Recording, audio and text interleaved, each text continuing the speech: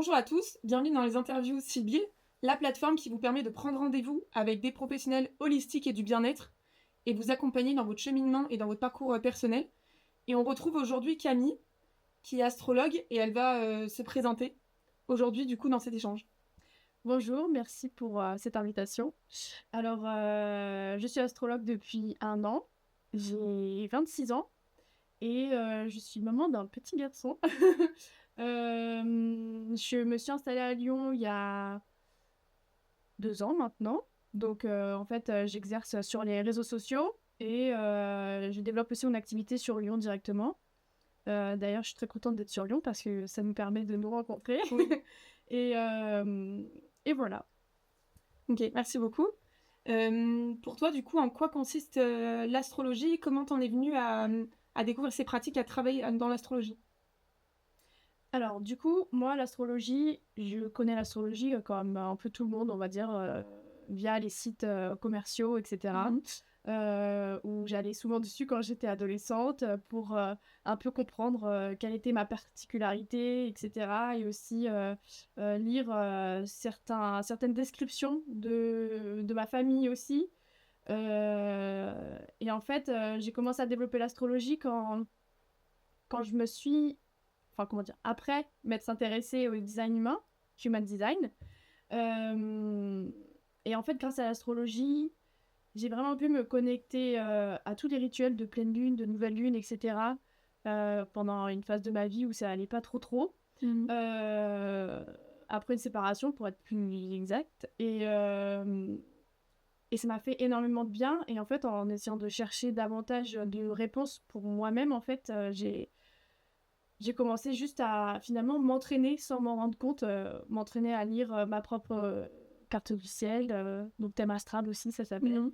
Et, euh, et donc voilà comment j'ai développé un peu tout ça, cet intérêt.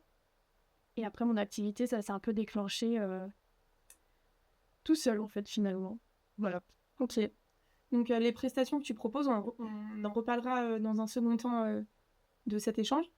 Mais d'abord, je voulais aborder ce sujet. C'est vrai qu'aujourd'hui, on voit qu'il y a un réel éveil autour de ces pratiques-là, de l'astrologie, de la spiritualité, de l'ésotérique. Mais qu'est-ce que tu en penses, toi, Il y a encore, je trouve qu'il y a encore beaucoup d'idées reçues sur l'astrologie. Et on cantonne vraiment ça à que le signe astrologique. Du coup, est-ce que tu peux nous dire ce que tu en penses? Alors effectivement, il y a beaucoup d'idées reçues. On va dire que le signe astro, c'est un peu la porte d'entrée que tout le monde entrouvre et referme très vite en fait. C'est un peu le truc pour rire et pour faire ses petits paris entre potes, etc. Mais en fait, donc le signe astrologique, ça représente le signe solaire. Et le signe solaire n'est qu'une particule, on va dire, du thème astral. Mhm. Certes, le soleil, c'est l'étoile de notre système solaire, etc. Mais en fait, dans le thème astral, il y a absolument toutes les autres planètes du système solaire qui rentrent en compte. Et, euh, et donc, par rapport à ça, ça fait que certains... Comment dire? On peut vite se dire, l'astrologie est une étiquette, du coup. Mhm. Et c'est ça qui est important de démocratiser, de comprendre aussi, c'est que le thème astral est tellement plus vaste, tellement plus précis que juste une étiquette avec des descriptions un peu approximatives qu'il y a sur Internet, en fait. Ouais. Oui, le Et thème donc, astral. Pardon, je t'ai coupé, vas-y. Vas-y, non, vas-y, c'est bon. Non, j'allais dire oui, du coup, le thème astral, c'est beaucoup plus précis. Et pour les gens qui nous écoutent, qu'est-ce que c'est du coup le thème astral? Si on peut expliquer avec des Ouais. mots simples pour les personnes qui n'ont jamais fait appel encore à une astrologue. Eh bien, un thème astral, c'est comme une photographie du ciel et donc des planètes au moment de votre naissance. C'est-à-dire que quand vous êtes né à telle date, telle heure, dans tel endroit, eh ben, les planètes étaient positionnées d'une certaine façon. Et moi, mon travail, c'est d'analyser et d'interpréter ces placements des planètes. Ok. Donc finalement, c'est des calculs, des mesures par rapport à l'alignement des planètes. Et, euh, et du coup, qu'est-ce que permet de faire du coup le thème astral? Le thème astral, ça permet d'identifier plusieurs outils qu'on a à l'intérieur de nous. Et moi, j'aime bien voir ça comme une boîte à outils, c'est-à-dire que parfois, on a des outils dont on se sert jamais, qui sont dans la boîte à outils, mais soit nos parents avaient les mêmes, mais ils les utilisaient pas, donc on savait pas on sait pas comment faire. Soit ils les avaient pas, mais nous on les a, donc personne nous a montré comment les utiliser. Et donc le thème astral et donc faire appel à une astrologue, ça permet justement d'identifier ces outils déjà et de comprendre comment s'en servir. Ok. Il y a certains outils qui peuvent être un peu dangereux, comme on dirait à un enfant. Attention, ça c'est dangereux, faut que tu le fasses avec un adulte ou faut que tu te fasses accompagner. Et bah là, c'est un peu mon rôle aussi, c'est de dire, ok, bon bah, ça peut être tel aspect, tel placement, telle dynamique dans ton thème astral, peut-être déstabilisante pour toi au quotidien ou dans ton enfance, etc. Et donc, moi, je vais apporter des bouts de solution. J'aime bien dire des bouts de solution parce qu'en fait, c'est pas moi qui ai la solution. C'est la personne qui a la solution. Et j'aime bien voir l'astrologie et le thème astral comme quelque chose qu'on peut utiliser pour son développement personnel, en fait. Ok. À l'époque, je fais une grosse généralité, hein, mais on va dire qu'au XXe siècle, le thème astral était vachement utilisé pour prédire des choses, en fait. J'ai l'impression que c'est un peu l'idée de nos parents, nos grands-parents, que ils allaient voir une astrologue pour savoir quand est-ce qu'ils allaient rencontrer le grand amour de leur vie, par exemple. Où on sait que Jacques Chirac avait une astrologue et qui l'a consulté énormément. Et elle lui donnait des dates hyper précises en mode à tel jour, à telle heure, il faudra... Enfin, en gros, ce sera un moment propice pour annoncer quelque chose d'important, des choses comme ça. Or, quand j'ai écouté ce genre de prédiction, j'étais pas très d'accord avec cette façon de faire parce que il me semble que y a un libre arbitre qui a une place absolument fondamentale dans l'accomplissement et dans le déroulement des choses. Et que l'astrologie, certes, ça peut accompagner, mais c'est pas aussi précis que quelque chose qui va se dérouler à la minute près, par exemple. Donc, je dirais qu'actuellement, avec un thème astral, on peut être vraiment accompagné dans un développement personnel, également pour comprendre mieux les énergies quand il y a des transits. Donc, les transits, c'est le déplacement, on va dire, ouais, voilà, les planètes qui se déplacent et qui peuvent changer du coup de signe et faire des aspects à d'autres planètes, etc. Bon, c'est un terme un peu technique, mais en gros, les transits, ça vient jouer sur les énergies actuelles et aussi, en fonction des signes dans lesquels elles sont, jouer directement sur le thème astral de quelqu'un. Et donc, on peut être là aussi pour décoder un petit peu les énergies qui sont en jeu lors des transits. Mais voilà. Ok, merci. Et du coup, à quel moment de sa vie c'est intéressant? À quel moment est-ce qu'on peut faire appel à une astrologue pour connaître son thème astral? À quel moment Alors, dans un premier temps, j'ai pensé à... Il n'y a pas de moment. Enfin, je veux dire, c'est quand vous voulez. Je veux juste préciser que l'astrologie n'est pas là pour résoudre des problèmes. C'est-à-dire que l'astrologie est là pour accompagner, pour éveiller, pour se connaître un peu plus. Et apprendre à se connaître d'une autre façon aussi. Mais si je peux conseiller un moment auquel il ne faut pas consulter une astrologue, c'est plutôt quand on se sent en détresse psychologique. Je trouve ça important de le rappeler parce que j'ai déjà eu des clientes qui m'ont fait des demandes par rapport à ça et qui n'allaient pas bien. Et j'ai refusé je les ai réorientés vers un suivi psychologique parce qu'on peut avoir tendance à se dire je comprends pas, alors ça doit venir des étoiles ou quelle est la planète qui joue sur mon humeur, mais en fait qui n'est pas qu'une humeur, qui peut être quelque chose de plus grave et que il est important d'avoir un suivi médical. Voilà, après je veux pas faire la psy, j'ai posé aucun diagnostic, mais voilà. Et puis après, pour consulter une astrologue, écoutez, quand vous allez bien, c'est super de consulter une astrologue. Ça peut être un moment chouette pour en savoir plus sur soi, pour prendre confiance en soi. Euh, Quand on a envie d'avoir des réponses sur, je sais pas moi, sur une compatibilité amoureuse par exemple, ou sur des forces intérieures, notre envie d'entreprendre, notre envie de fonder une famille par exemple. Ça peut être des moments comme ça aussi où on peut avoir une guidance et connaître un peu mieux nos outils pour avancer sereinement. Ok. Et oui, c'est vrai que c'est bien du coup de faire ce rappel sur... de faire ce petit rappel, ce petit disclaimer sur... bah oui, des fois quand on n'est pas bien psychologiquement, il vaut mieux orienter vers un tiers. Et du coup, c'est bien que tu l'aies à l'esprit. Parce que bah, chez Sibylle, en tout cas, on fait vraiment attention à ça. Donc là, on parle du coup du thème astral que tu peux proposer comme accompagnement. Est-ce que tu proposes d'autres prestations, d'autres accompagnements pour lesquels des personnes pourraient venir consulter avec toi? Oui, alors effectivement, le thème astral, j'ai 1 heure d'appel qui se fait uniquement par visio. Donc en fait, que vous soyez à l'autre bout de la Terre, on peut essayer de se mettre d'accord sur 1 heure. Et sinon, j'ai une prestation qui est plus orientée vers une demande spécifique où j'analyse pendant 30 minutes en enregistrant avec mon micro.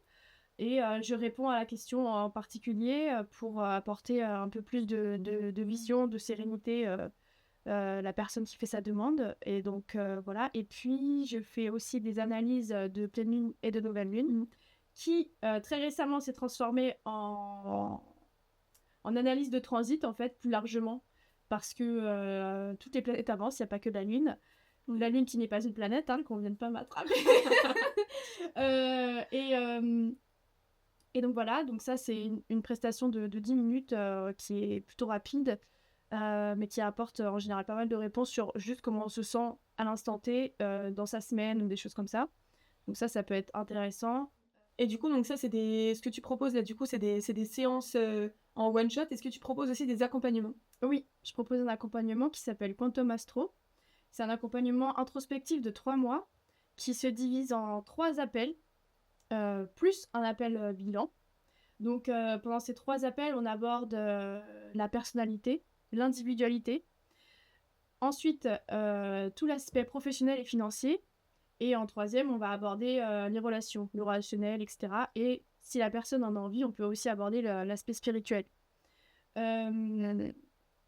Donc ces 3 appels, ils sont super importants parce que ils vont vraiment en profondeur, c'est-à-dire qu'en 3 appels, je peux balayer énormément de points et de précision grâce au thème astral où je viens vraiment apporter tous les outils de la personne dans différents domaines. Et du coup, donc tout se fait à distance. Tout se fait à distance, c'est 1 heure de visio à chaque fois. J'ai d'ailleurs des clients qui sont sur Lyon et pour qui on a tout fait en visio. C'est aussi plus simple au niveau de la confidentialité plutôt que d'aller dans un café ou voilà. Pour cet accompagnement, il y a un workbook avec plus de 40 questions introspectives. C'est-à-dire que entre chaque appel, il y a 3 semaines de questions introspectives auxquelles il faut répondre du coup chaque semaine. Le workbook est vraiment organisé pour faire des liens et connecter des liens dans notre tête et que ça se fasse un peu tout seul et qu'on arrive à identifier des situations, des schémas afin d'évoluer du coup. C'est quelque chose qui va aussi remettre la personne dans des souvenirs, dans quelque chose de fort en fait, où on va essayer d'aller chercher qu'est-ce qu'on a ressenti, nos émotions, et donc finalement de transcender un petit peu tout ça, en fait, d'aller au-delà de ce qu'on a pu ressentir avant et de se dire ok, du coup maintenant à l'heure actuelle, qu'est-ce qu'il en est quoi, qu'est-ce que j'en ai gardé et qu'est-ce que je ne veux plus garder. Ok. Et donc ce workbook il est hyper puissant justement par rapport à ça, c'est que chaque semaine vous êtes invité du coup à répondre aux questions en rapport avec l'appel précédent et à effectuer aussi des petits exercices. Ça va être, il y en a plusieurs, il y a des méditations, Il y a des exercices d'incarnation, des exercices de respiration, etc. Et je crois que j'ai fait le tour. Ok. Oui, donc c'est quand même hyper complet. Et donc ça permet aux personnes de faire un peu des synergies aussi avec leur vie, les situations qu'ils peuvent rencontrer et savoir comment est-ce qu'ils peuvent s'en servir. Et du coup, à la fin de tes séances aussi, tu t'envoies à la personne un document, son thème astral, pour pouvoir revenir dessus. Ça aussi, c'est hyper intéressant. Oui, du coup, dans cet accompagnement, en fait, le workbook, il est constitué et des questions et du thème astral avec toutes les symboliques et les descriptions de ces signes, de ces planètes en signes, etc. Pour que la personne, même si on n'est pas en contact direct, elle puisse revenir sur ces notes-là. Il y a aussi un espace de notes post-appel où la personne a 3 questions pour faire le point directement après l'appel et poser en fait ses idées, ses interrogations ou ses émotions, ses impressions. Et donc, c'est vraiment un travail pour lequel, par contre, il faut être prêt à écrire. Voilà. C'est un accompagnement où le journaling, en fait, c'est comme du journaling. Et c'est indispensable, en fait. Parce que dans l'écriture, il y a des liens qui se font directement dans le cerveau pour justement évoluer et pour comprendre aussi certaines choses et certains schémas. Donc voilà, l'écriture est vraiment recommandée et nécessaire pour cet accompagnement. Ouais, ça permet vraiment de faire une introspection et de travailler sur soi. Et de vraiment se mettre dans sa bulle et d'avoir ce travail sur soi, oui. Et récemment, du coup, tu as sorti un nouveau format, on va dire, de prestation qui est assez avant-gardiste, Toute Vénus. Oui. Tu peux du coup nous en dire un peu plus, nous expliquer ce que c'est. Du coup, ça lie l'astrologie et la photographie. Voilà, nous en dire un peu plus pourquoi est-ce que tu lances ça et en quoi ça consiste. Eh bien alors, Toute Vénus, c'est un événement. C'est un événement qui se passe le 14 juin. Donc peut-être que au moment de la sortie de la vidéo, ce sera déjà passé. Mais ça vient d'une vision commune avec une amie qui est photographe. Car on a toutes les deux une profonde admiration pour les femmes. D'ailleurs, les femmes qui sont ma cible principale, hein, faut se le dire. Je n'ai que très, voire quasi pas d'hommes, en fait, dans mes prestations. Et voilà. Mais donc, Toute Vénus, ça vient de cette vision commune où on avait envie de faire un projet ensemble. Donc, Lou est photographe. Et donc, avec Toute Vénus, on propose aux femmes de vivre un moment un peu hors du commun pendant 1 heure. On les accueille dans un studio absolument magnifique avec des décors aussi splendides. Et on leur offre un moment, c'est un peu comme si elles allaient prendre un soin pour le corps. Là, c'est un soin pour le cœur. Et pendant 30 minutes, moi, je délivre une analyse astrale de son placement Vénus. Et pas que, parce que Vénus, comme toutes les autres planètes, forme des aspects aussi à d'autres planètes dans le thème. C'est-à-dire qu'il y a des liens qui peuvent se faire entre d'autres planètes et qui donc influencent l'énergie de Vénus. C'est-à-dire que d'avoir Vénus, par exemple en bélier, peut avoir une autre énergie si Vénus est en aspect à une autre planète, par exemple. Ça vient lui apporter une saveur en plus. Ok. Et donc, pendant 30 minutes, en face à face, comme ici, je délivre un petit peu tous ces secrets, tous ces outils pour que la femme puisse vraiment se reconnecter à sa féminité, à son pouvoir intérieur. Moi, j'aime beaucoup dire que Vénus, c'est l'authenticité féminine, en fait, en tant que femme. Moi, c'est comme ça que j'ai découvert un peu mon super pouvoir et que j'ai pris beaucoup confiance en moi aussi à ce moment-là. Quand j'ai découvert que j'avais Vénus en Lion, je me disais, mais ah bon, qu'est-ce que ça veut dire? Qu'est-ce que ça veut dire? Et puis j'ai trouvé là-dedans une espèce de force de me dire, ok, alors moi, mon super pouvoir, c'est de briller, et c'est vachement lié du coup au lion. Ouais, mais en fait, Vénus, dans d'autres signes, il y a un pouvoir qui se cache derrière chaque signe.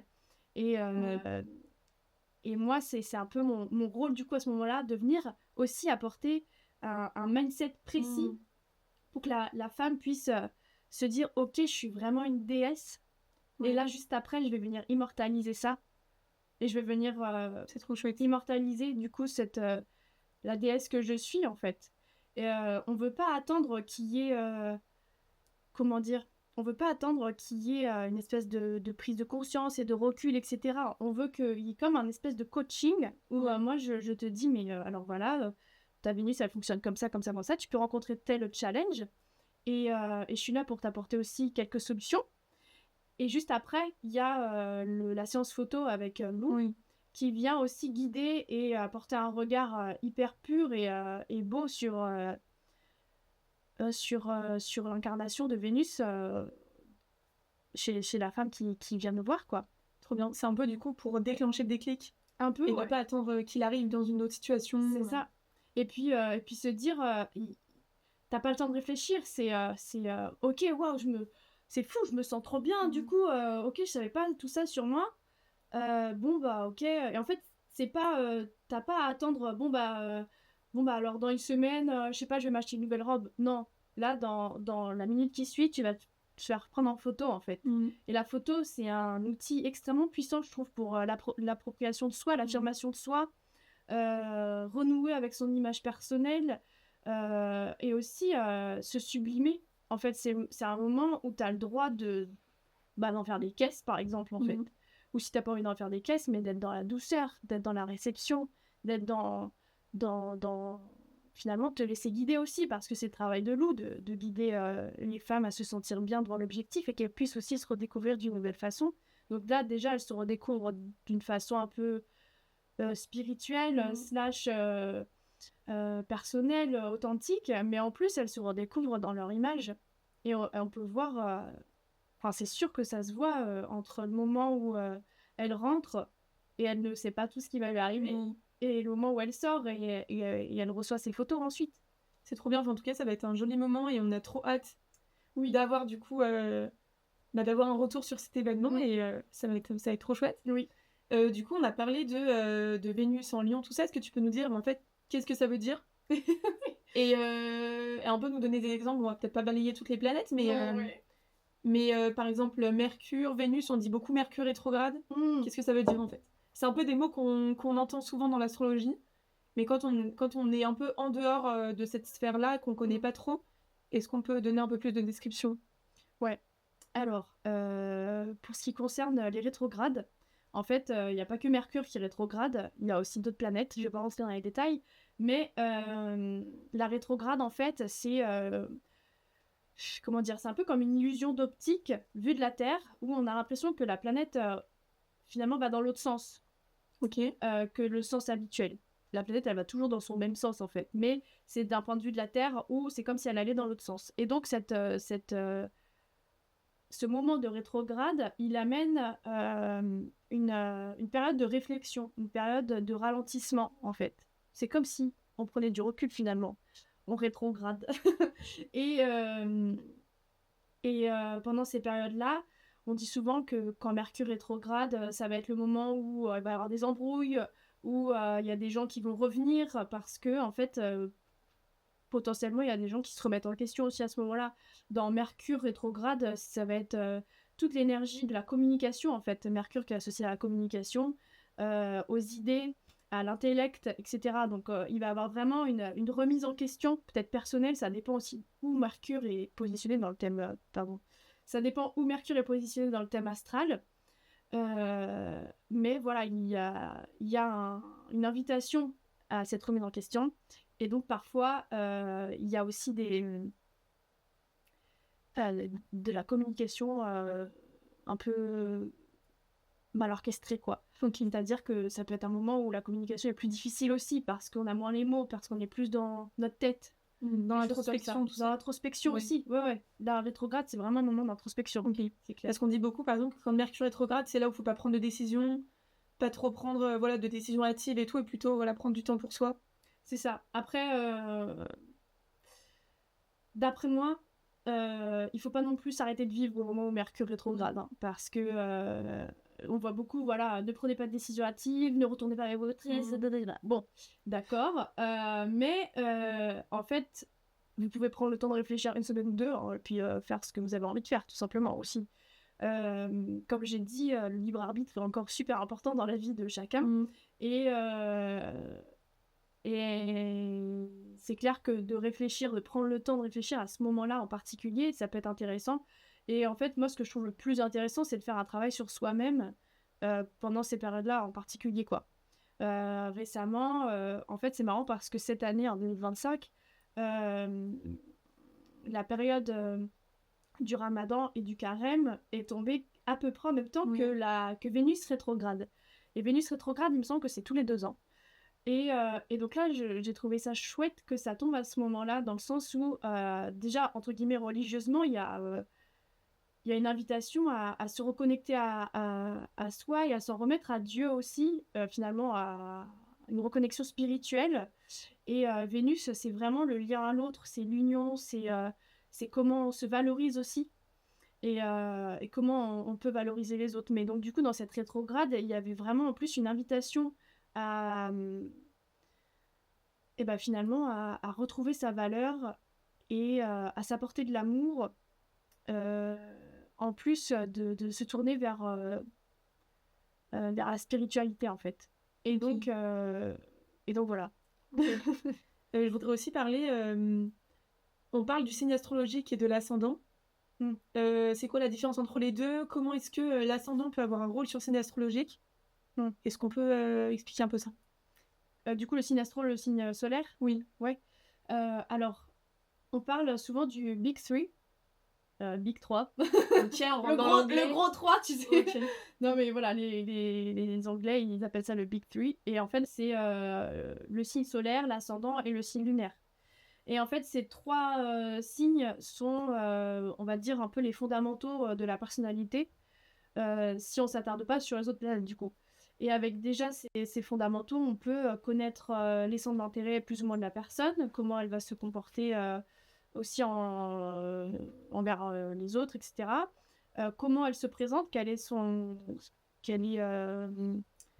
la première impression qu'elle donne, son physique. Donc, l'impression et le physique, c'est vraiment relié à l'ascendant. Les centres d'intérêt et on va dire un peu la joie de vivre, c'est tout ce qui est signe solaire. Et pour le monde intérieur et les émotions, c'est signe lunaire. Après, comment les uns influencent les autres, ça dépend vraiment de chacun, en fait. Parce que il peut y avoir ces placements ne sont pas forcément en communication les uns avec les autres. Donc, parfois, il n'y a juste pas d'aspect entre eux. Et donc, ils fonctionnent, voilà. Ils apportent des aspects de personnalité à part. Et quand ils communiquent ensemble avec des aspects, par exemple, qui sont reliés, et ben en fait, ça va vraiment dépendre des aspects, des signes, etc. Enfin, pour le coup, c'est vraiment on fonction de chacun. On peut pas... Donc, il faut bien faire son thème astral. Voilà, c'est ça, carrément. Ok. Ouais. Et par exemple, tout à l'heure, on parlait des rencontres amoureuses, tout ça qu'on peut faire. Souvent, quand on fait des rencontres, que ce soit sur les applications de rencontres ou en réel, on demande souvent le thème astral, le thème astrologique. Le signe astrologique. Le signe astrologique, ouais. Oui. Le signe astrologique, ça nous fait un peu kiffer. Ouais. Est-ce que ça a vraiment du sens de s'arrêter que sur le signe astrologique? Est-ce qu'on peut vraiment voir des compatibilités par rapport à ça? Qu'est-ce que t'en penses? Qu'est-ce que tu peux nous dire là-dessus? Alors, j'aime bien cette question parce que ça fait 1 an que je pratique l'astrologie vraiment et que j'ai une clientèle. Et moi-même, j'ai pu expérimenter du coup cette sphère-là, on va dire. L'amour doit revenir beaucoup. Hein. L'amour revient pas mal, ouais. Et ça me déplaît pas. J'aime beaucoup ce domaine, donc pas de souci. mais j'ai pu expérimenter moi-même, du coup, et ma vision a beaucoup évolué. C'est-à-dire qu'au moment où je me suis lancée, etc., où j'étais vraiment dans encore aussi dans une...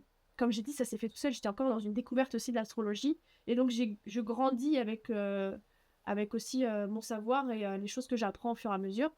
Parce que je suis pas de l'école qui dit on doit tout maîtriser parfaitement pour se lancer. Oui. Moi, j'aime bien me lancer, même si j'ai encore des choses à apprendre et ça fait partie de la vie. Okay. Donc, ce qui s'est passé, c'est que à ce moment-là, quand je me suis lancée et que j'étais sur les applis de rencontre, j'aimais bien demander justement quel est le signe. Et je me disais... C'est même frustrant de pas le savoir. Ouais, c'était frustrant de pas le savoir. Ouais. C'était ça, je me disais, mais en fait, ça va me faire gagner du temps si je connais tout signe. Et au fur et à mesure, en fait, en découvrant les gens, etc.,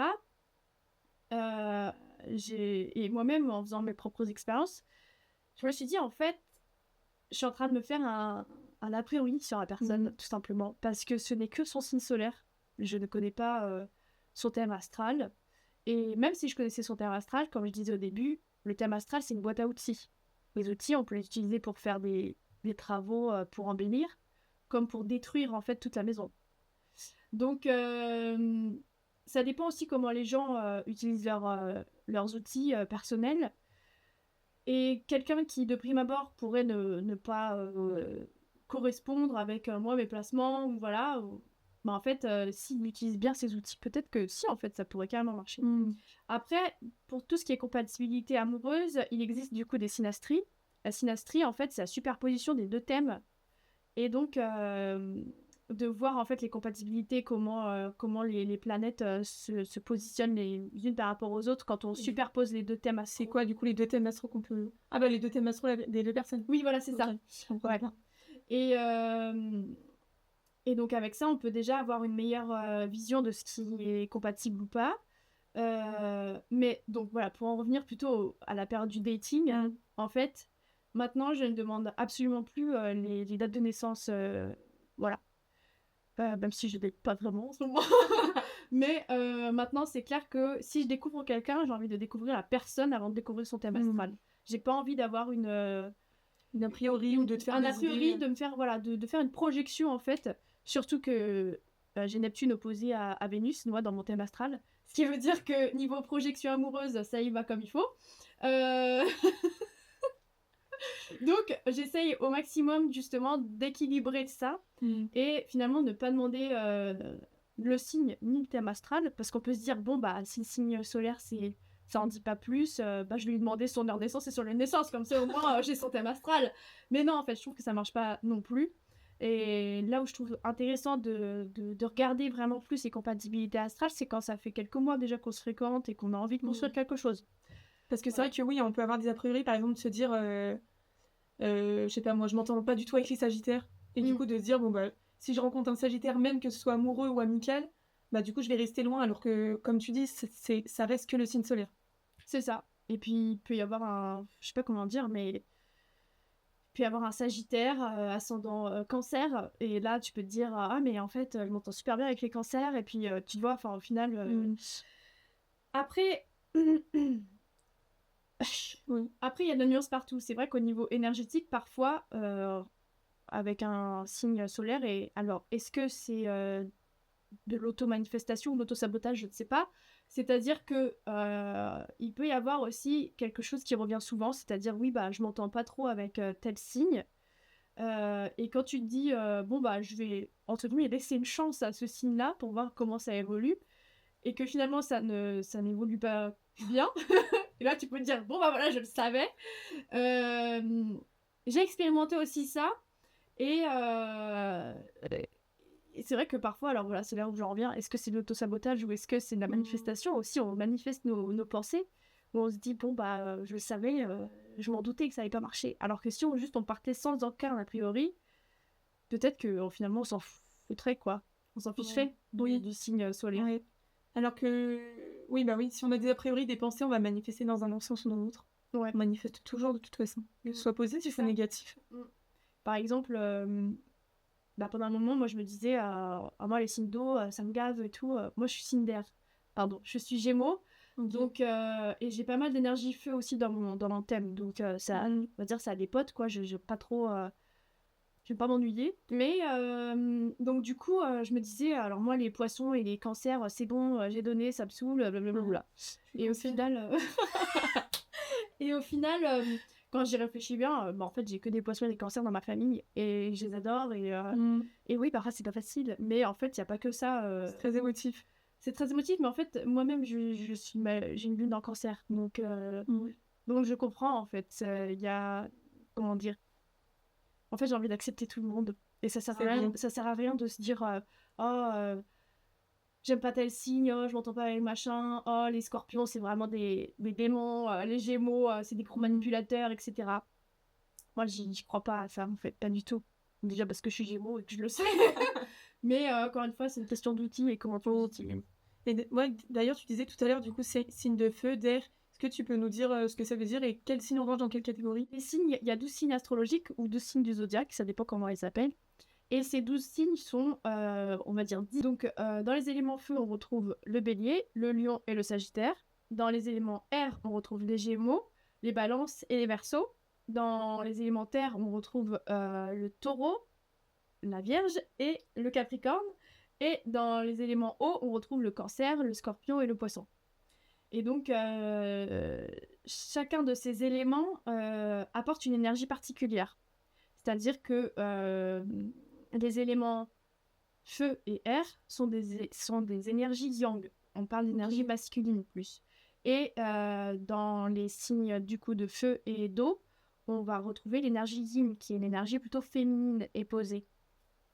Donc voilà, au niveau des compatibilités, en général, on associe les éléments feu et air qui sont dans la même énergie, yang, et ensuite les signes d'air, dans les signes d'eau et les signes de terre, qui sont plutôt des énergies yin qui vont bien aussi ensemble. Ok, voilà. Mais si c'est air et eau, c'est pas non plus incompatible. Encore une fois, ça dépend du thème astral. Mais voilà, c'est les grosses lignes, on va dire. Ok, merci. Et si des personnes nous regardent et hésitent encore à faire leur thème astral, à consulter avec toi, qu'est-ce que tu leur dirais?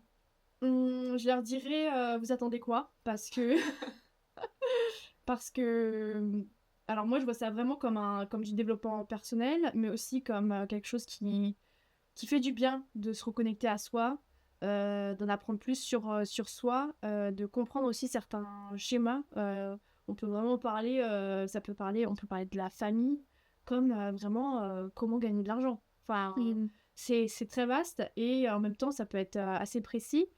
Donc, s'il y a des gens qui hésitent encore, ouais, moi, je leur demande, vous attendez quoi? Si c'est quelque chose qui vous parle, en fait. Parce que souvent, on se met plein de barrières à soi-même. On se dit, bah non, je peux pas parce que moi, mes parents, ils sont croyants comme ci, comme ça. Ou non, parce que j'ai pas assez d'argent pour ça. Non, je peux pas parce que, et ben, en fait, il y a aucun horaire de dispo. Mais en fait, la réalité, c'est que vous avez toujours le choix de décider. Et encore une fois, le libre arbitre, bah, c'est vous qui le dirigez, quoi. Donc, c'est ça que je dirais aux gens. Et c'est surtout, en fait, personnellement, ça a été tellement libérateur au niveau de mes énergies que je peux que encourager finalement et dire aux gens arrêtez de remettre au lendemain qui vous êtes, quoi. Eh bien, merci beaucoup Camille pour cette interview et ce moment de partage qu'on a pu passer ensemble.